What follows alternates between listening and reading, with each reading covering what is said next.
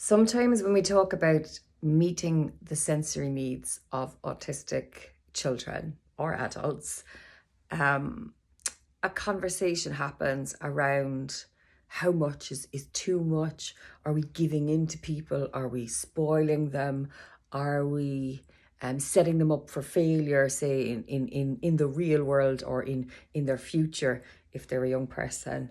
And I suppose all of those concerns come from a good place, a protective place. Um, but I think we need to reframe the thinking around meeting someone's sensory needs. Sensory needs are biological needs.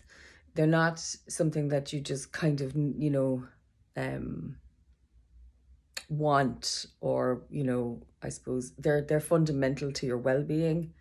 Um, I suppose the same as, basic needs like food, shelter, water.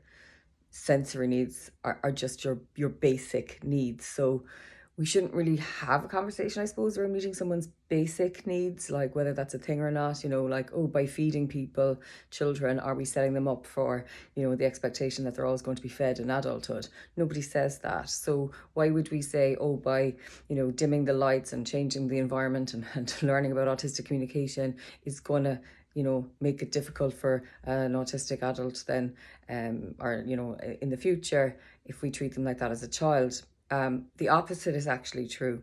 If we meet their needs, we're setting them up for success, actually, in the future. We're telling them they're safe. We're showing them the world is a safe place. We're meeting their needs. They feel safe so they can grow and develop. If you don't feel safe because your needs, your basic sensory needs are not being met, there's going to be trauma, there's going to be anxiety, there's going to be interruption to your development of self. There's going to be masking, there's going to be people pleasing, there's going to be a lot of pain and suffering for that autistic person, because now if their sensory needs are not being met, they're going to actually have to put up with, which means suffer. So I would love if people understood that it's not about kind of doing the person a favor. It is actually a basic human need that you're not assaulted by your surroundings.